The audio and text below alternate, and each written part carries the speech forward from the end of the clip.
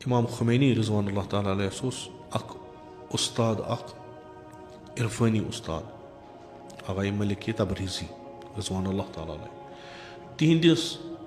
अथ मज लिखित कि तह हसा पज़ रजबस मज अख हदीस याद थो सह हदीस गछ तुम प्रत दो फिरुन तम सत क्या गो तह हसा मिलो यह पानस मज यह एहसास अस क्या करुन हदीस क्या हदीस यथ कन कि सतमिस आसमानस पे खुदावंद मुतालन अख मलक बनोमुत तमिस मलकस थोमुत नाव दाई निदा दिन सह मलक क्या करान यथ रात माह रजब किस रात सुबहन तान फरियाद आसान दिवान तिम कम इस्तगफार करान तिम कम खुदायस सत राजो नियाज करान तिम कम मुनाजात करान तो यम वथान अथ लब्बैकस पे